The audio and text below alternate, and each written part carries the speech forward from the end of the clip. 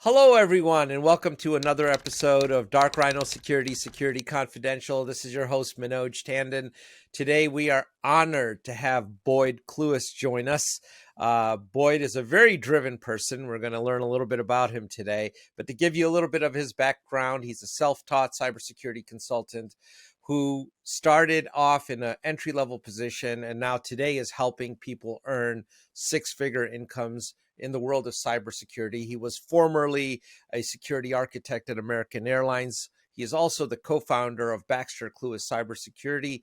Boyd is the author of Corporate Security, Proven Ways to Reduce Cybersecurity Breaches, and a highly respected international expert and speaker on cybersecurity. He's been featured on Forbes, NBC, ABC, Fox, and CBS. Welcome to the show, Boyd. Thank you so much for being here today.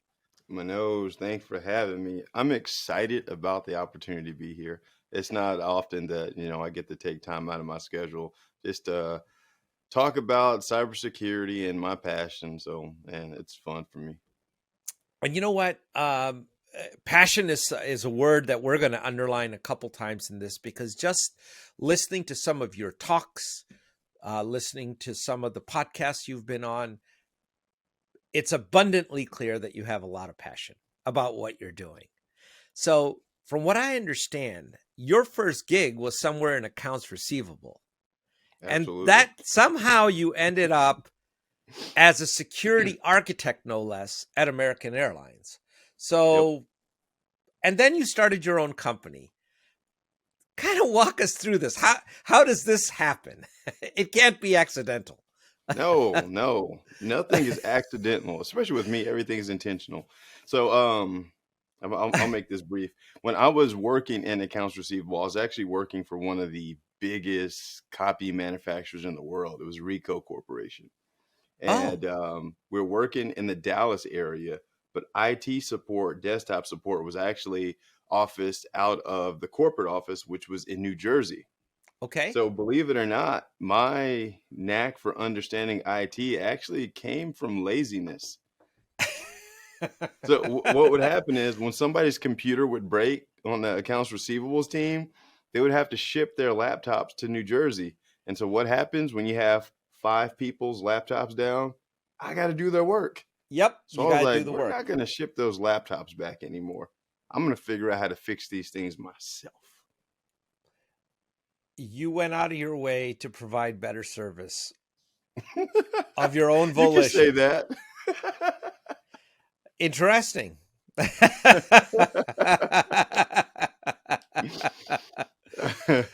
Hey, I reduced company looking back, it was a significant value add because I reduced downtime, I increased productivity, but ultimately what I was doing was trying not to do other people's work. Okay. So what happened there then with Ricoh? So you started off on the help desk. Yeah. No. So that was all accounts receivable. So that was accounts receivable. Oh, I'm sorry. Yeah. So I was doing the tech support in my accounts receivables role. So I wasn't getting paid as an IT guy. I was getting paid as an accounts receivable person. It wasn't a lot of money. But what eventually happened is I did that for about 3 years, and I was interested in making the shift into IT, but I was at a place where I was comfortable, so I was afraid to make the shift. But sometimes your comfort zone, you'll get pushed out of it. So what happened is the bigwigs from Japan, they flew in and essentially fired all of us. They moved operations from Dallas to Orange County, California. Wow. See, that's something very non-Japanese to do, given their illustrious history of maintaining a workforce. Right? Yep. Yeah, like we didn't expect it, man. It was like, oh man, they're coming in from Japan. We're gonna throw a party. They're coming to congratulate us on job well done. It did not work out like that. Okay, so you guys became redundant, according to that. Exactly. So what happened was Ricoh merged with a company called Icon, and Icon had better internal processes, so they decided to go the Icon way and eliminate several of the Ricoh offices. Got it. And how did that impact you? That couldn't have been a good time. I gotta believe. No. I was newly married. I had 2 kids at that time.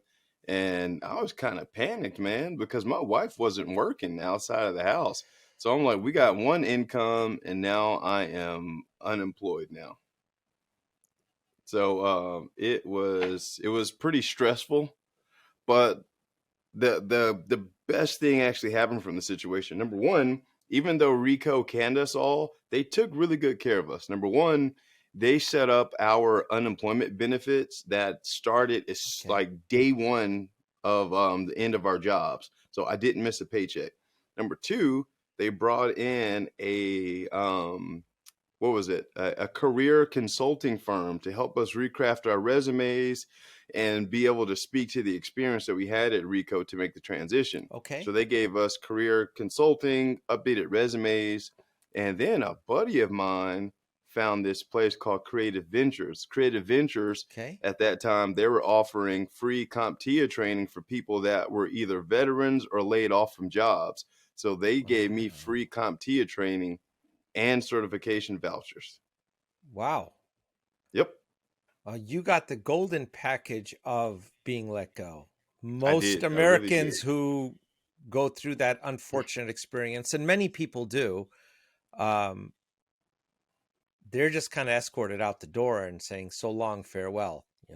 Yep. That's so. I take it you went through CompTIA, and that was your first intro to the world of cyber? Yeah, it was. It was. It's like, man, the whole new world out there. So before I ask you the next question, one thing that I wanted to understand, how did you avoid playing the role of the victim in a very unfortunate circumstance? Because we see that, a lot of times bad things happen. You lose your Hmm. job or somebody gets ill, or there's this natural human tendency to say, why always me? Right? Oh, yeah. Be down on your luck. How did you overcome that? What was your what drove you? So that I actually see that comes smile. I'm curious. that actually comes from my upbringing. I have very, very strong parents. And one of the things that we were led to believe, because I grew up pretty poor, and nothing happens to you, everything happens for you. And so, like, you can either choose to focus on the bad part of things or choose to focus on the positive parts. When you choose to focus on the negative parts, that's where suffering comes in. So, like, you can have things happen and you can roll with it, or you can, like, suffering is a choice. Like, why me? Woe is me. All this bad stuff is happening. Or you can look at the brighter side. It's like, I wholeheartedly believe that every situation has duality, right? Because, like, some Okay. people think that becoming rich and successful is cool. Then you have some people that think now you're evil, right? Yeah, So it sure. depends on who's looking at the situation. But if you try to find the good, then it'll work. So I realized that I had unemployment and I had the opportunity to make a career transition. So to me, I was like, I'm going to get paid to learn right now. That was my focus. Oh my. That's a great story. But how do you go from a CompTIA to being a security architect at American Airlines? Because that is not an entry level job by any stretch of the imagination. No, it's not. It's not. So what I did, so this wasn't a thing that happened overnight. It took about so when I landed that first job, that was 2010, became the architect around 2050. So it was around 5 years. Okay. But what I did was oftentimes people get into the IT space and they want to go work for the biggest company possible, thinking they're going to get like this huge paycheck. Well, I had a Sure. different philosophy. I wasn't motivated by money, I was motivated by opportunity. So, what I did was I went and worked at some small MSP companies, which is managed service providers, Yep. that were providing services to 30, 40 different clients. And I did that for a few years. And it was like getting 20 years worth of experience in like three. Oh So, yeah, and like, that's going to be deep experience. exactly, because I was in the trenches. So there was healthcare, legal, accounting companies, auto dealers. It's like I saw so many different verticals. It was ridiculous. And I was learning new stuff again. And again, I'm getting paid to learn. That's the way I looked at it, like my entire career. I'm getting paid to learn. But you have, again, it gets back to being motivated. I mean, I think there's a lot of people, and we work with some disadvantaged groups that serve disadvantaged people. And even though the availability is there for the resources, they have to turn the door handle and kind of walk through that door, right? There's no one's going to give it to you. No. And that's the psychological part of the equation that often is not addressed. Or because there's this thought that, if I just do a cert, now I'll have a job. Or if I just do, I'm serious. I'm not kidding you, man. I know. Right? Yeah. It drives me nuts, man. That's just the stuff I have to contend with online. So like, what we do is really impactful, and I'm so passionate about it, man. Please tell us about it. But you have people creating Reddit threads about me or making comments on my Facebook post or Instagram. You can't get into IT without a cert, or all you need is a cert to get a job. I'm like, dude, how many people do you know that have taken foreign languages, aced the class, but can't speak the language? How many people do you know that have driver's licenses? That's the overwhelming majority of people who did that. But yeah, I'm sorry. Keep going. Yeah, exactly. How many people do you know that have driver's licenses, but you would not get in a car with them because they can't drive? The certification doesn't mean anything. It's, can you do the work? And do you want to do the work? Right. That's the other part of this. You get people and they're like, well, yeah, I just want to check some boxes and that should result in a paycheck. I think there's a little bit of effort involved with this, right? Just a little bit. So, effort, it brings me back to another, I'm sorry, I'm going back to some of these personal questions because you're such an interesting person. We would just want to get our listeners to know you a little bit better here on this. It's fine. But, being a father of 4, did that have an impact on your effort? Is that how you came to say, I'm going to start my own company. I want to give them something bigger and better, or exactly. So, a guy told me one time, he was like, power comes from being able to put the ones that you love in position to earn. He was like, okay, so you care about that company that you're working for, right? So yeah. Can you get your son a job there? And I was like, no. I'd have to go ask some people, hey, can we put something together for my kid? And I thought about my upbringing. So like from the age of like 13, I've been working. I started in sales. So I'd be outside selling books, vacuum cleaners. If it could be sold, I was out there selling it, right? And so I was like, I don't want that life for my kids. That was hard. That was stressful. What I want them to do is be able to have the option of either going to college or coming to work for me. Okay. And knowing that life is going to be okay.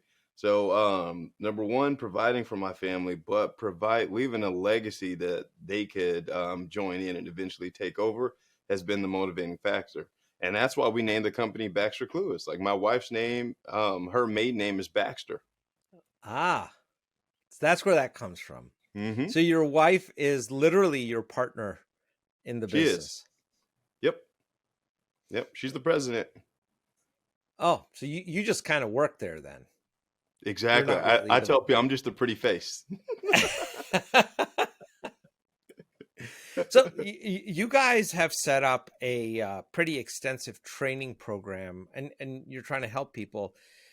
When you look at the ads that our industry has, when you look at the wanted ads for cybersecurity, a lot of them, some of them are really interesting. They're asking for 5 years, 10 years of experience in technologies that have only existed for 3 years, which exactly. Like, okay, how did this happen? But all right, we'll go with it. How should people make that transition to an entry-level role if they're wanting to make a career change? If they're working at X and want to get into cybersecurity, how do they make that jump when they have no experience? I want to do a little myth busting on this with you. let's get your do it. Let's do it. guidance. So, Yeah. in my experience, first of all, what I've noticed is these job postings that are asking for these 10 years of experience for technology that have only existed for 3. Number one, someone in HR wrote this job description that has no idea what is really needed for the position. No idea. And that I agree actually with that. discourages people from applying. But if people would just toughen up a little bit and not be concerned about the requirements and be confident in your abilities to have a conversation with somebody, you could actually win some of these positions, even though you don't qualify for them. I am 4 years removed from my position at American Airlines. On paper, I still don't qualify for it, but I excelled well at the position. And so, what people got to realize is cybersecurity is beyond coding, it's beyond hacking. There's several positions that only require soft skills and the ability to learn frameworks. And if you come with the willingness to learn, to be a student of the occupation, then you can get a job, because these soft skill positions like risk management, auditing, most people don't really want to do these. So when you can show up No. eager to do something that adds value that people don't want to do, how could they not hire you? So, those positions, it's interesting you mentioned auditing or risk analysis. They do require you to have some understanding and function of how a business works. Like, how do you analyze the risk of a business where you don't even understand the business, Mm-hmm. right? Right. So again, if you don't have any experience, how would you get into that, or how would you get past the robots that are blocking your resume? Because a lot of the bigger companies have those. They're just gonna, Exactly. right? A lot of You ready for robots out this? there. You ready Yeah, for I'm this? ready for this. Please tell me. I'm Cyber hero rule number 25. People hire people, not robots. If you want to get a job, you need to connect with the people that are actually making the decisions. LinkedIn is a perfect place to have a conversation with hiring managers, because people are looking for entry level positions they can mold. Why? Because IT people are naturally lazy. That's why we have shared accounts and we have all these breaches. But if they can find someone that's eager and new and ready to join, then the company can mold you into the professional that they want, instead of trying to teach an old dog new tricks. Now that is going to generate some comments. I love it. Yeah. That's number 25. What's rule number 24? I'm curious. Cyber hero rule number 24. What is that? Man, we have a whole mantra and set of beliefs inside of the organization. And cyber hero rule number 24, before you go to the point of talking to the hiring people, you need to make sure that you remove um, low income skills from your resume. That's number 24. Wow. So your job at McDonald's, take it off the list. So it's not the job. A title doesn't mean anything, right? It's all about in how you position what you did there. Yeah. So if you were in IT at McDonald's, that's a whole different ball game. But if you were mopping the floors, that's a totally different ball game. No, is it? I'm asking. No, absolutely not. It's all in how you sell your experience. So here's what you got to understand. When I made my transition from accounts receivable into IT, on my resume, I didn't talk about any of the accounts receivable stuff that I did, because it wasn't relevant to my new position. What I talked about was the tech support, the setting up the copiers, the printers, etc., because that was what was driving me to my new position. What happens is people only talk about experience, number one, that they're paid for, or number two, that goes in line with their general title. And then they look unqualified on their resume, because it's like, who is this guy? But if I'm mopping floors during the day, but I'm also plugging up and managing the cash register system and helping maybe when they're overworked with processing credit card transactions, then I got something to talk about. You do. But you know what's very interesting? So I'm going to generalize this for our listeners here a little bit, and you can correct me if I'm wrong on this, if I got this wrong. But you are very much contextualizing your story and presenting it within the context of the job that you are seeking. Exactly. which is something that most people do not do. And I guess if you do that, you've already automatically differentiated yourselves quite a bit from the field. Exactly. So it only makes sense. So you got to think about it like this. How many times have you been grocery shopping or you had some door-to-door salesperson come try to sell you something that you're not interested in at all? A whole bunch of times. Exactly. The But if Kirby they vacuum knew cleaner guy you, comes to mind. but if they knew you and they knew the things that you were actually interested in, they came and provided a solution to a problem that you were having, then you would probably be interested in having that conversation. And so I like, would. yeah, and that's what the resume is going to do. It's a conversation starter to the challenges that the company is having. And then you go to cyber hero rule number 26 is when you start off the interview question, like, tell me about yourself. Well, you flip that to take the control of the conversation. Well, look, I've done a lot of things. Would you tell me specifically what challenges you're looking to solve right now? Then I'll tell you about my experience that's relevant to that. See what I'm saying? Everything is specifically Beautiful. toward the problem and the position that we want. We don't waste time. I love it. So let's back up the bus here a little bit and go to rules 1 through 5. Let's do the top 5. So Rule number 1, don't be weird, bro. don't be weird. Yeah. Well, I guess I'm kind of screwed on that one. That okay. Let's say you're not capable of doing rule number 1. You're like me. Then what's 2? No, you've passed the test. See, rule number 1 is designed for the people. Hey, and I love you guys. No offense to any coders out there. It's the coders that should be in the basement. They're not people facing. Yeah. Because we put people in public facing positions, and you can't be weird trying to command the attention of execs explaining risk and things. It doesn't work out. But rule number 2 is to manage your career like it's a business, because like we don't look at the traditional model as I'm an employee, this is the company. It's like, no, I'm a service provider, and the person that I work for is a client. I'm a service provider. You know what that does, though, is inherent to that statement is the fact that you have to be comfortable with being uncomfortable. Yep. You gotta, if you're a lot of people. So I'm going to turn back the clock to my parents' generation. For them, a job was about get a job at IBM and you can retire from it. Mm-hmm. It's something that you can do every day. It's reliable. You go do your thing.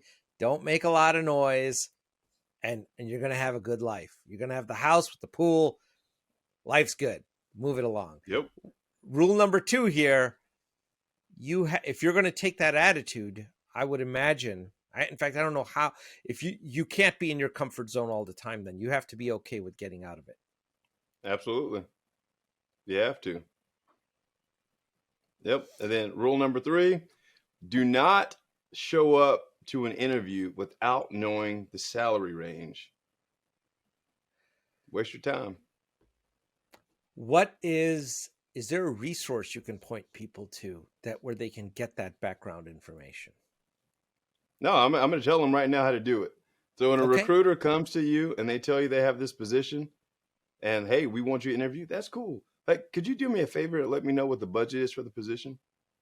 If the budget is outside of your range, you never show up. It's like, hey, you know what? Thank you. That's a little bit under my range I'm looking for, but let me know if you have an opportunity that has XYZ range. Because too many times people will go through 3-4 rounds of interviews only to get lowballed out at the end of the interview process. And that's time that you've wasted, and you never get that time back. Well, because there's a golden rule that everyone's been taught is that you don't talk salary up front until it's brought up to you as a topic. Old, yeah, that's old stuff. I don't. It is old stuff, Boyd. It's very much old stuff, but Yep. it's there, and we would be remiss if we didn't acknowledge it. But it's that's how people. But that's also coming from a paradigm of where rule number 2 doesn't apply, where you are trying to run your career as a business, right? Yep. Right. So rule number 3 only works if rule number 2 is something Exactly. that you take the point in. So what's number 4? Do not accept a job without a training budget, an annual training budget. Okay. That's an interesting one that I haven't heard before. Why? If you are willing to give the company something that you can never get back, which is your time, and the only thing they're going to give you dollars, then you're trading dollars for hours, and you're only going to go so far. What we believe in is trading value for dollar, right? And so in order to get more value, they should put something in you so they can get more value out of you, which is training. That's going to show that they're willing to make an investment in your future, not just the hours that you worked. So all of my jobs, all of my certifications have been paid for by the companies I work with. Yeah, you mentioned that. And I think what you're asking for is somewhat par, at least in cybersecurity. Most of the companies I know do invest and want their employees to maintain certain accreditation certifications, stay current, I guess be masters of their craft, whatever Yep. they've chosen that to be. Yep. Okay. Exactly. What's number 5? Number 5, it's funny you mentioned that, mastery of the craft is mastery. It's mastery. So there's that saying that goes, jack of all trades, master of none. If you want to be successful and have long-term growth and stand out, you need to have mastery. And specifically, what you want to do is you want to master something at the company that is high value and people don't want to do it. Imagine being the go-to guy for things that people don't want to do. You're seeing completely different. And that is one way to catapult yourself to success. Well, if you're going to start a company like some of us have done, you have to be willing to do that. You have to be willing to go where no one else is willing to go. Yep. Like in our case, I'll tell you, in Dark Rhino's case, we service the small, medium business market, and we do some work opportunistically in bigger companies, but it's not like we're seeking it. That was a conscious choice. Most of our competition wants to work with megacorp. Yep. And that's choice. So yep. go I do find it something easier to work with the SMBs anyway. well, I think you can build an empire on the Yep. shoulders of that market. Exactly. Right? They're good people. Yep. They're good people, and they have the same cybersecurity needs as a much larger company. But I think you can affect them much more. But that's a whole nother topic. We'll get into that here in a second. Yeah, but this is fascinating. You mentioned that I think I read somewhere that you guys have helped more than 300 plus people make this transition. 500 now. 500. Yeah. So between the people that were successful in doing it and those that were not successful, is there any gaps that you can alert the audience to? Absolutely. I am a data guy. So when I was younger in my career and things, I used to make what are called emotional decisions. Now that I'm an executive in a company, I don't make emotional decisions. I make decisions based on the data that I have. And so all of our students are assigned success coaches, and our success coaches have KPIs that move our students through the process of the program. Okay. And we realize that there are certain triggers and certain what we call activation points that if a student doesn't hit, they're unlikely to accomplish their goal. Because graduation from our school means that you landed a job. It's not you finished a course. Congratulations. Like we're results oriented. But it comes down to people hitting at least 70% of our program. When they get to that level, they've put themselves in a position where success is pretty much guaranteed. But those that don't hit that 70% mark, they're unlikely to make it happen. So it comes down to we have this, we polled our top students. They got like crazy results, right? Okay. And they all have something that's in common. Like their why was strong, why they're doing this, and they had a commitment to getting it done, and they took ownership of their own results. Because like I can teach you, I can talk to you till I'm blue in the face, but I can't go to the interview for you. I can't make you learn this stuff. You got to be willing to do it. I'm going to make it as simple as possible, but you got to grab the bull by the horns, learn the things that I'm teaching you, and then implement. Very true. Again, it gets back to that. They have to walk through the door. Yep. Yep. You can show them where it's at, and you can tell them what's going to happen on the other side of it, but they got to walk through that darn door. Exactly. So give us some of those activation points. Like, is there or KPIs? Are you able to share any of that? Yeah. So we got different KPIs and activation points. So we have onboarding complete. Our program is actually broken up into different stages. You got freshman, sophomore, junior, senior, and then intern. Okay. And so when people get to the point of doing the intern, and after they've had we have this process we call the resume supercharge. After they had their resume supercharged and they've gone through the internship and they've done interview prep with me, if they got to that part, success is pretty much guaranteed. But for the people that don't hit those points right there, I'm like, dude, like, what are you doing? Because like the investment to my program is expensive. And I don't understand how you could invest that type of money and not do the work. So, but because of that, I don't understand it because I'm different. We are doing something that no other company is doing. And I hope to give a TED talk about this one day. I believe that mindfulness should be a part of every educational system because of things that go on in our day-to-day life, our upbringing, and just past experiences. We carry this trauma with us that literally we live in this fight or flight situation. And when you're in that mode, it's hard to receive and learn anything new. So we have a mindset coach, which happens to be my brother, where he helps people get past those mental blocks and actually puts them in the mental state where they can learn and get past their own issues that are holding them back. See, this is why early on I asked that question about, why always me? There's that survival, the victim, the survival instinct. You have to rise above that if you're going to accomplish anything. I don't care what you're doing. It's not even cybersecurity. I don't care if you're a piano player, you're some artist, you're whatever, you're an athlete. You got to get past that or it's not going to work. Exactly.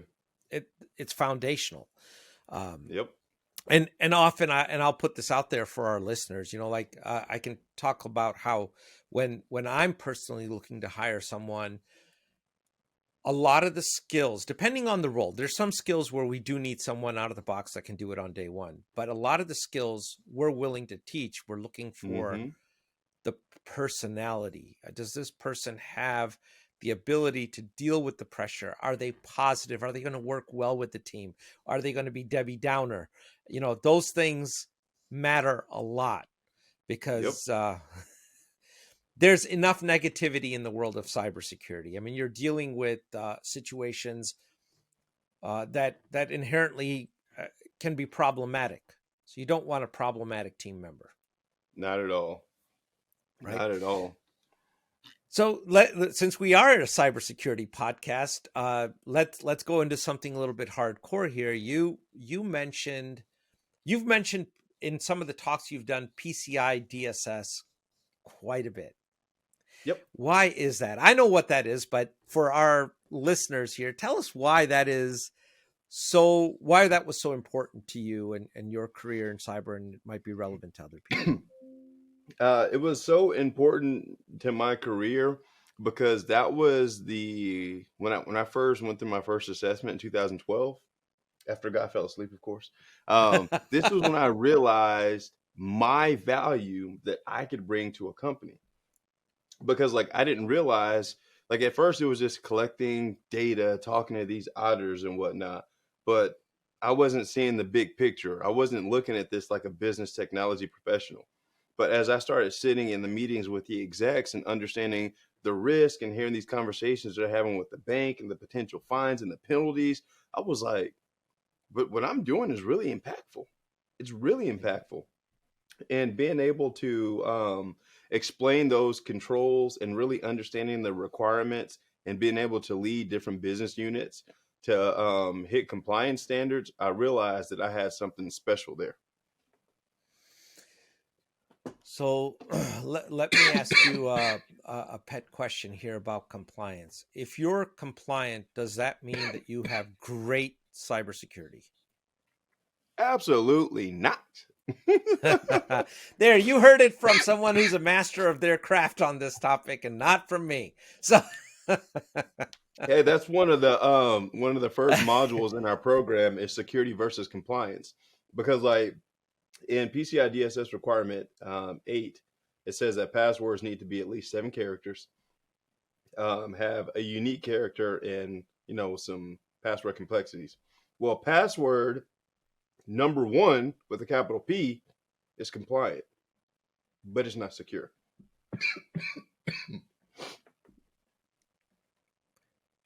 absolutely. So it doesn't matter how compliant you are. Security and compliance are completely different things. I love it. And I'm glad it came from you and not from me on this. So on that topic, are there, when you look at all the breaches that have happened, if you look at the consequences for the companies when it comes to losing of your social security number, your credit card data, your home address, these things have, there's been so many breaches we can't even talk about it in the time remaining, right? But there's other than fines and bad press, there hasn't been life-altering consequences for companies, whereas the people whose data have been lost, there have been life-altering consequences for them. Yes. Okay. Yes. So that's a little asymmetrical. So what should companies be doing to better safeguard the privacy of that information that you don't think they're doing now? So number 1, they need to do the hard things, which is setting a standard of not only compliance but security. As a security consultant myself, I've seen entirely too many companies where the security department is trying to lead instead of the executive setting the standard. And so like we developed this whole cyber hero mantra for our students and even myself, and it's not about us making money and saving the company, but it's really about the end user, because I've been a victim of credit card fraud myself. Okay. Especially when using a debit card, you never know when and if the bank is ever going to even give you your money back. So having your funds in limbo, dealing with the financial aspects of that, missed payments and things, like I don't want anybody to deal with that.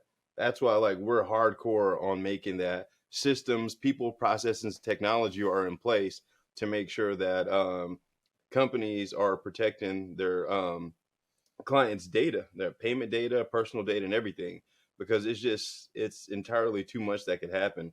But the tone has to be set at the top. So like when I'm consulting with companies and I hear all this complaining and I see all these controls that are not in place, I usually look at the leadership and have a conversation with them, see like, well, what are the standards? Have you communicated what the standards are? Right? So like it needs to, that's where it has to start at the top. And often that's where it's missing.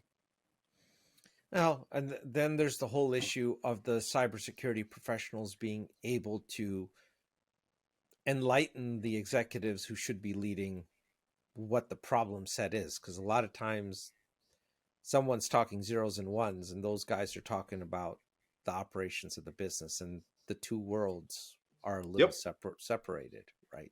Yep. Yeah, that's one of the challenges that I try to teach the people that I mentor. And that's why my podcast is called Don't Be an IT Guy. Because an IT guy is not going to influence a CEO, but a business professional, technology professional is. So I could tell the CEO, hey, we need to get this compliance thing done or else we're going to be fined. Or I could tell the CEO, hey, these vulnerabilities are going to end up costing us $3.5 million because we have the potential to lose 500,000 cards in this database if it's not breached. So we're going to need an annual budget of $250,000 to bring in some consultants to help us true this up. Do I have your support on this?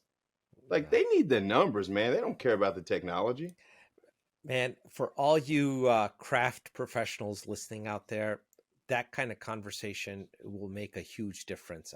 People want to hear it. And if you're that proactive and that confident in the way that Boyd just said it, you're going to get noticed. I can tell you that for sure. In terms of something actionable for our audience, I was curious. You know PCI DSS inside out.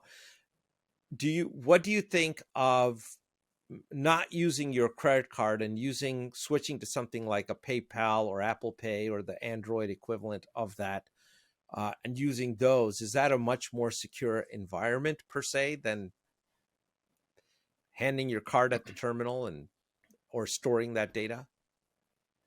The whole PayPal thing, but when it comes to like the Android and Apple Pay, those are great alternative solutions than putting your card in places. Number one, with Apple Pay, you can actually rotate your CVC number on demand, which is really Right. cool.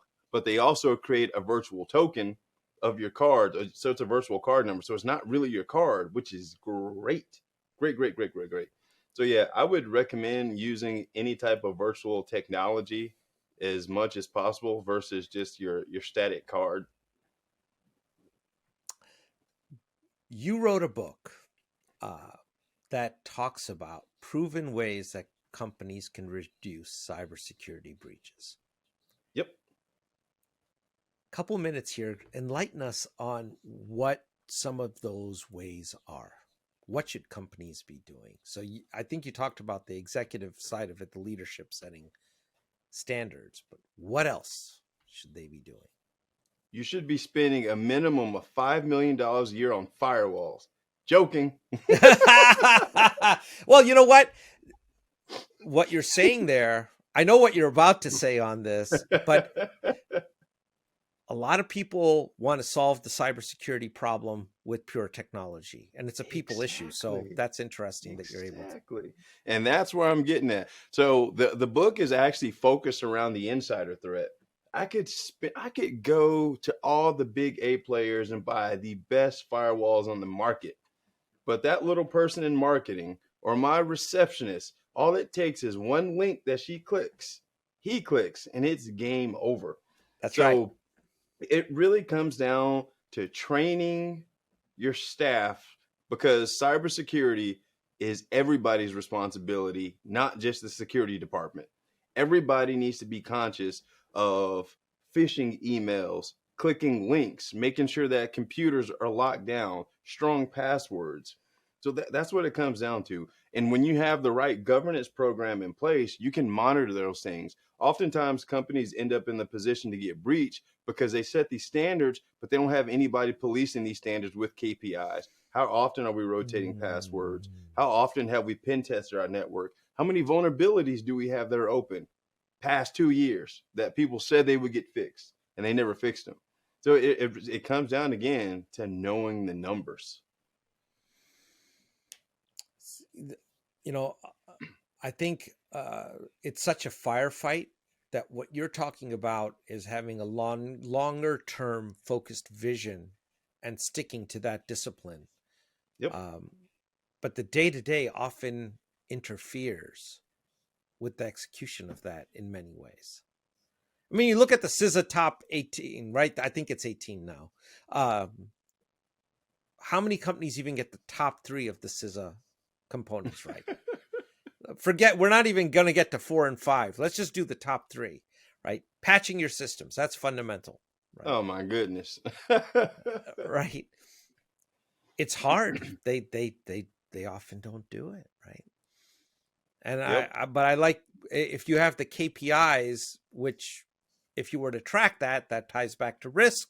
And then if that risk is not acceptable, now you can make a non-emotional decision about what to do about it. I guess I'm exactly. Right. Exactly. So what I hear that all the time during this assessments. Well, it's hard. I don't care if it's hard. It's not impossible. It can be done.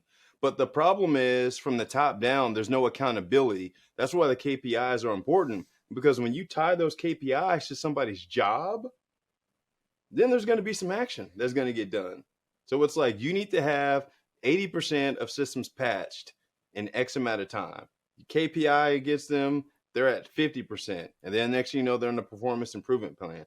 I hate to be that type of guy, but if you want a high performance culture, you have to manage people to the KPI so that they can improve their performance to hit the goals. Because everything else is just it's like a nice to have instead of the standard. Right.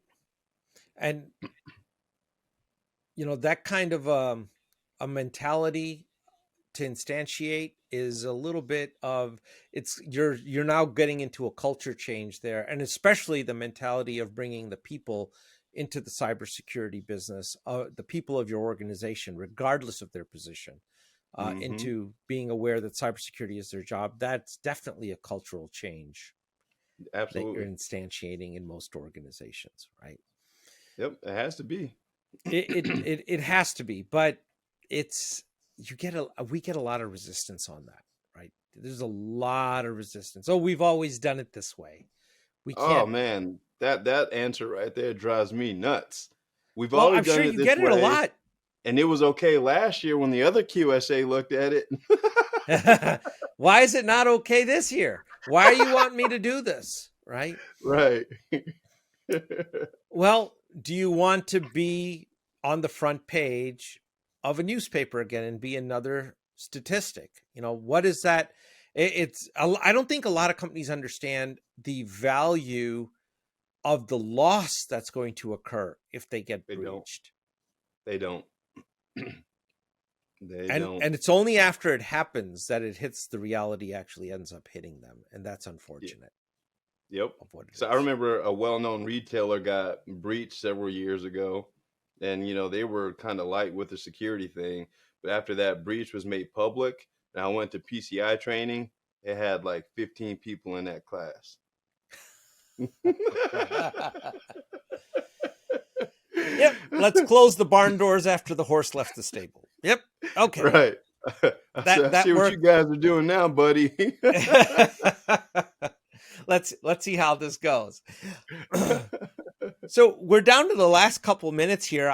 We wanted to give you a platform to talk about anything that you'd like to. Is there anything you'd like to plug? Any new books you're working on? Any shows you're going to be doing? Any appearances?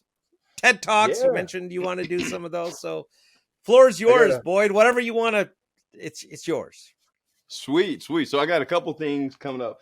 Number one, I'm going to be speaking at the PCI community meeting in Toronto next month. And this is pretty cool. This will be the first time that my wife has joined me on the big stage. I'm excited about it. We're going to be talking about training for gold, how training your staff and employees can actually be used to increase security and compliance. So something I'm passionate about. I'm going to give the leaders out there some really good ideas on how they can shift the culture. And the other thing that I'm working on, I'm actually in the final stages of finalizing my book right now that I'm writing with Forbes, and it's called Through the Firewall.